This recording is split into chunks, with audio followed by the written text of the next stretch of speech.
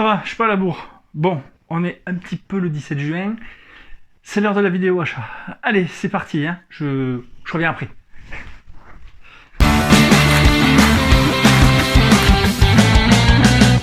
Bonjour, bienvenue dans les comics de Fred. Je suis ravi de vous retrouver pour cette nouvelle vidéo. Donc on est au mois de juin, c'est la vidéo achat.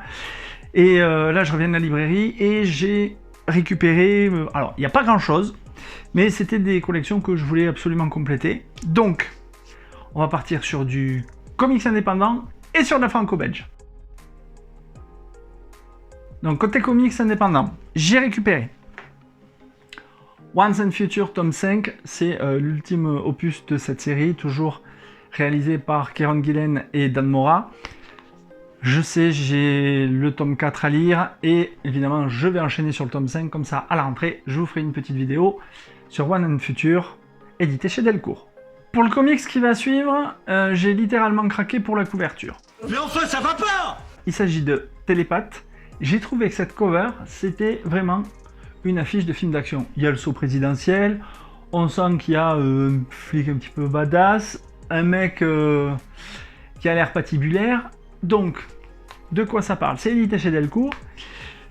C'est une gigantesque perturbation électromagnétique entraîne l'apparition soudaine de pouvoirs télépathiques pour environ 1/10 de la population mondiale. Combien? 1/10 de la population mondiale. Arrêtez! Et ceux-ci sont désormais capables de lire les pensées de tout un chacun comme dans un livre ouvert. Là, je pense que là, ça va commencer à puer pour certaines personnes. En quelques heures seulement, la société s'effondre littéralement. Au milieu de ce chaos, un policier et un condamné à mort se retrouvent face à face.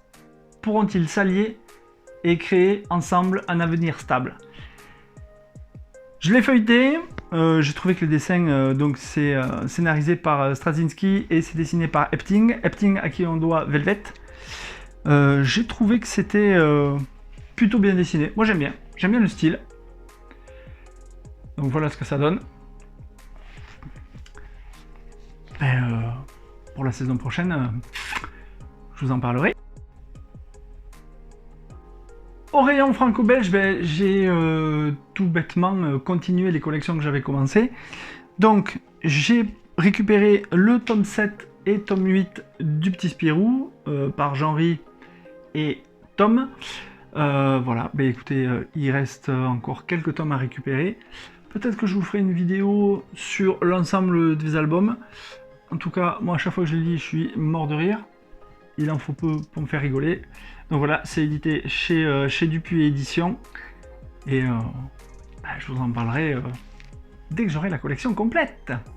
Toujours au rayon franco-belge, j'ai continué de compléter la collection avec deux autres albums de Black et Mortimer, à savoir SOS Météor et Le Piège Diabolique. Merci à Seb de Planète Strange de m'avoir mis le pied à l'étrier. Je le dis à chaque fois que j'achète des albums, mais parce que je trouve que c'est une des superbes découvertes que j'ai fait cette année. Il y avait longtemps que je voulais les lire, mais là, comme il en a parlé dans une de ses vidéos, il m'a mis le pied à l'étrier et c'est vraiment cool. Donc j'espère qu'il acceptera le petit appel que je lui lance là sur la vidéo. Si tu es prêt pour parler de Black et Mortimer, entre quelqu'un qui les a lus, qui connaît le personnage et moi qui les découvre, ça sera un excellent thème pour une prochaine vidéo. Donc j'ai récupéré ces deux-là. Et comme je suis un très bon client du comptoir du rêve, Fred, qui s'occupe de la franco-belge, m'a fait cadeau. Alors j'espère que vous les voyez bien. Un pins de Black et Mortimer avec les deux héros. Et celui avec l'Espadon. Et c'est pas obligé, mais c'est gentil de sa part. Et en plus, ça fidélise la clientèle. Voilà, cette vidéo est maintenant terminée. J'espère que ça vous a plu, que ça vous a donné des idées de lecture ou des idées d'achat. Et quant à nous, on se retrouve très très bientôt pour une prochaine vidéo. En attendant, portez-vous bien, lisez des comics, des BD, c'est bon pour le moral. Ciao ciao! Ta gueule!